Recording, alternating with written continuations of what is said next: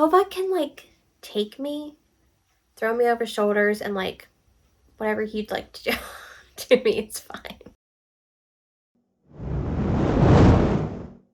Hi guys, welcome back to my channel. My name is Katie, and in today's video I have a monthly wrap-up. What? Now, if you're new here, I don't normally do monthly wrap-ups because I feel like I don't read enough books during the month to do one of these videos. However, for January I did read 5, so I feel like that's a good number. That's a good number to do a video on, so in case I want to go in depth with some books, I'm not here talking about 25. So we only have 5, so that's what we're going to do. I like to start with the furthest back read and work my way up to the most recent read. I give you what the book's about, what I liked about it, what I didn't like about it, and my rating, but I keep it spoiler free for you guys. So let's just get into the first book. Okay, so I started off my year with a great book. I think it was a great start of the year to lay a foundation down for how my year was going to go. And the first book was Balanced by Lucia Franco, which is the first book in the Off Balance series. In this book, we are following Adriana and Kova. I'm pretty sure his full name is Konstantin Kournikova, but they call him Kova. I'm going to call him Kova, but I think it's his full name is that. So this is an age gap taboo romance. We are following Adriana, who wants to be an elite gymnast. Her goal in life, her dream is to be a gymnast for the Olympics. That's her goal. And she knows that to do that, she has to train elite, so she can't really be practicing at the same gym that she's at now. So she goes to her dad and she's like, hey dad, I have this dream, I have this goal, and I need to get to the place that's going to help me get there. And her dad's like, hold the phone. I got a friend who owns an elite gym. So he calls up Kova. Kova is the coach at this elitist gym. And when she gets there, she soon discovers that she is not up to par with what she thought. She's good, but the people that are at this place are good. So she's got a lot of training to do. And Kova is going to be her coach. So we have the gymnast coach trope here. She's 16 and Kova is 32. So there is a big... Okay, so if she was 30 and he was 46, I don't think I'd care as much. But because she was 16 and he was 32, that's why I brought down my rating just a little bit. But when they start training, there are lingering looks, there's lingering touches, and it just kind of goes from there. So this is about their romance and what comes from them spending time together. Kova is with someone else in this book, so there is cheating. So be aware of that. However, Kova can take me, throw me over shoulders, and whatever he'd like to do to me, it's fine. I don't know, because he's Russian, and I assume he'd have that accent. But so the reason I gave it 4 stars instead of 5 was the age gap. Because she's 16 when the book starts. She does turn 17, but I just felt there's just a little too much, no? It's just a little, I can't just give it a 5 stars, because I felt a little, But then I was okay when she turned 17. So really, what does that say about me? Really, what does that say about me? But we'll definitely continue with the series. I really enjoyed it. I think it was a great way to start off my year. After that, I read Promises and Pomegranates by Sav R. Miller, which is the first book in the Muse and Monsters series. So basically, this author will take the mythology stories that we've come to know and bring them into the modern world. However, this is not a retelling word for word. She's just taking elements of the stories and putting them into modern times. So in this book, we are following Kai and Elena. Elena is 18 and Kai is I want to say 32, 33, something along those lines. And Elena is set to be married off to a pretty bad guy. And Kai works for her father. So Kai comes the day of her wedding and he's like, yo, something's going on and you need to protect Elena. And the only way that you can protect her is if I protect her. So she's got to come with me. Things happen the morning of the wedding, and Elena does not get married to her guy that she was supposed to, and she ends up marrying Kai. So it's kind of like an arranged marriage, but kind of not at the same time. They have chemistry and they have like longings for each other. She's always found him attractive. He just started finding her attractive when like she turned 18 because, you know, like the age thing. So they do have a history. They have a history prior to the book starting, and you learn about what it was and everything. But he takes her, he whisks her away to like the island that he owns. It's like a small town, like northeastern island, where he's just kind of like a recluse. He doesn't come off the island if he doesn't need to. He's got like this big mansion. And they just kind of form a relationship as time goes on, and she learns more about him, and he lets his walls down, and it was a good time. But I have to say, I do have to say, I only gave this one a 3 stars because it took like 100 pages for me to even care about the story. It's just like I wasn't connecting to the characters. I was just like, whatever. But once the smut hit, I don't hate it. The smut hit, and I enjoyed it. So, like, take that for what it is, but just like I couldn't like connect. But I loved Kai. He was like, you touch her and you die type of thing, but it was more of just like I couldn't connect to the characters at first. But still, I mean, if you're looking for a good time, this is it. It just may take a while to get there. The next book that I read was for a review, so I read it on my Kindle, and that was Fire by Abby Brooks. And this is a second chance secret child romance. We are following Ivy and Micah. Ivy and Micah were high school sweethearts, and on the night before she is set to move across the country, she decided to give her virginity to Micah. So that happens, and unbeknownst to him, she does get pregnant, and she gets whisked off to the other part of the country, which I think is like Seattle, is Oregon, Washington, somewhere over there, and they were from Florida. 7 years goes by, and Micah is now a firefighter, and at the start of the book, he's going to a house fire, and he is surprised to see that it's Ivy and her grandma, and also a little girl that he didn't know she had, and is upset. He's upset because he thought that would be his daughter one day, and he's upset that wasn't her. But like, Micah, slow your roll. Like, Micah, we'll get there. But the reason why Ivy is back is because she had just left her fiance, who was very narcissistic, very manipulative, very verbally abusive towards her. That is talked about in the book a lot.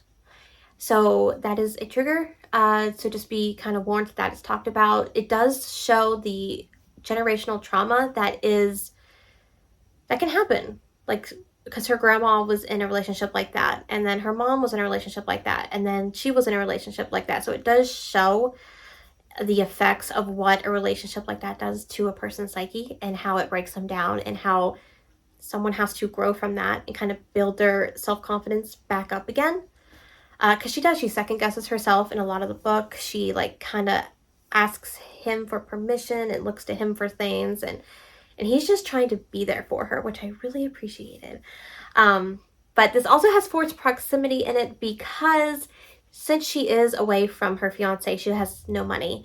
So she goes to a foundation in town, which is owned by Micah's aunt, where they give housing to women who need it, or, you know, families, women, children who need it. And since they don't have anything available at the time, Micah was like, why don't I give you my 2 bedrooms in my house? Because me being a fireman, I'm working 24-hour shifts, so I'm not always going to be there. But he tends to be there a whole lot for working 24-hour shifts. But just the biggest thing in this book, the biggest thing is the miscommunication. Miscommunication in this book is the conflict. Like nothing else, that's it. That's it. So if you don't like that, you're not going to like this book. I could get past it, but it's a big part of the book. Like when they would talk, they would talk to each other, but not like, or they would talk with each other, but not to each other. So like, they're talking, but they're not listening to what the other person's saying. If they just would have sat down and been like, let's figure this out. And eventually they do, but like it takes a good part of the book to figure out what exactly happened. But once you figure it out, I highly enjoyed it. I gave it 4 stars. I did like it. And then the next book that I read, okay, I ended the month with like 2 bangers, okay? It was so, oh my God, I loved these 2 books. Okay, so I had never read an Ashley Jade book before, and I really wanted to read The Words, but she's like 660 some pages, and I was intimidated. She's a big book, okay? But I did request an arc for The Choice by Ashley Jade, which is technically a prequel, but not really because it's following different side characters from The Words. But I still requested it, and then I got accepted, so I read that first. And then I bought the book because I had to have it. So, The Choice. In this book, you're following Skylar, Josh, and Memphis, which are all side characters in The Words. We'll get there. So, in The Choice, you are following Skylar and them from the ages of 13 to 18.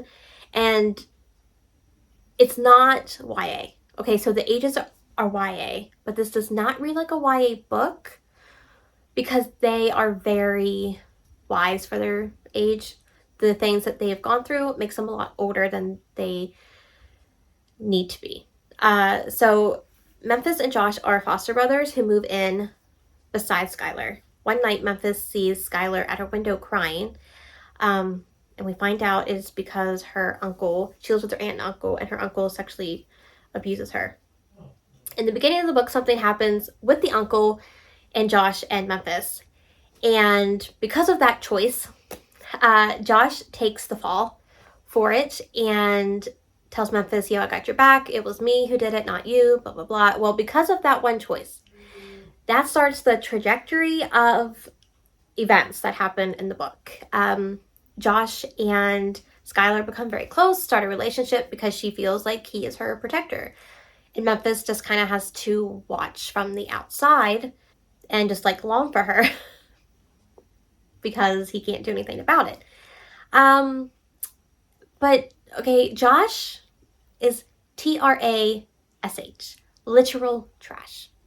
Trash, fire, dumpster, fire, trash. If you thought he was trash in this book, with the very little that you saw, if you go back and read this, you're going to be like, oh my God, trash. And then what happens in this book is going to make you feel so good, and you're like, vindication. Because trash. He's very manipulative, very narcissistic, type of person. Like, he makes her do things she doesn't want to do. He's battling with his own sexuality, so like, he's a mess. He's a capital mess. And I sat there and I read this book, and my stupid therapist's brain was playing devil's advocate with it because, like, I was like, I want to hate this character. Like, I want to hate him because I just want to read a book and hate a character. But like, my brain's like, okay, Katie, but like, environmental factors affect how a person sees the world, how they interact with people, like relationships, attachment styles, blah, blah, blah. But sometimes I just want to read a book and be like, he's trash. He's trash. Everyone's trash. And I just want to hate someone, but I can't. But I tried. I really did. And then the ending of this book, he's trash. And I need the second book. Like, it's a duology. I need the consequence now. Like, but it's not out yet. So, but once it comes out, I'm going to read it. So 5 stars, 5 stars. And as soon as I finish this, I went to this mama, okay? So in this book, you're following Lennon and Phoenix. And Josh, Skylar, and Memphis are side characters in this book because the story is Lennon and Phoenix. So Lennon is 18 years old at the start of this. She has to end up tutoring Phoenix, who's like, not really like he's not really like a bad boy, but like, I guess he kind of is. And his home life is not good. And to pass, he needs to pass English class, which he's really good at. So she comes to find out that he's a really like amazing musician, just an amazing musician, and he wants to have a band. Him and his friend Storm, and Storm is the drummer, and he likes to sing. So, they start a relationship at the beginning of the book, and then something happens where, for a long time, Phoenix is trash to Lennon, and like 4 years go by, and they've made it big. He's a big star, you know, top of the charts, and she is back home after coming from, she was in college, and she had to come back home because her dad got sick. Well, Phoenix is having a time. He's having a time. He's drinking, doing drugs, he's partying, he's not doing what he's supposed to be doing. So his manager is like, we need to find like a sober companion. And Storm's like, well, I know somebody. He's like, I need to find someone who's not going to want to like sleep with him. And Storm's like, I think I know someone. So Lennon gets hired as being the sober companion for Phoenix. Phoenix is like, no, ma'am. No, this will not work. This will not work because of what happened in the past and the guilt he's feeling from that. But I tell you what, when this story, they are so toxic for each other, but like, I don't care. Like, I don't care. This needs to be a movie, like ASAP. I watch it in a heartbeat. I loved it. And I can't believe I wasted like a year not reading this book. That's how long I've had it. But five freaking stars. Loved it. And then when The Consequence comes out, I will probably give that one 5 stars. Because I need to know how it ends. Because what you find out in this book about Memphis? Sir. And then Skylar and Josh. Bye, Josh. But yeah, 5 stars. And that is it. Those are the 5 books that I read in January. Like I said, I started off the year strong. I think I did. Pats to me. But let me know down below in the comments what you read in January, or what your favorite book was that you read in January. I would love to know. If you enjoyed this video, be sure to give it a thumbs up and consider subscribing if you're new and would like to join the family. I would love to have you. My Goodreads and my Instagram is down below if you want to stay more up to date and day to day with what I am reading and a little behind the scenes of my life. But I hope you all have a great day, and I'll see you all in the next one. Bye, guys. Ooh. Okay. I think that's good enough. Oh my. Put these on so I can see again. La la la la la. She decides it's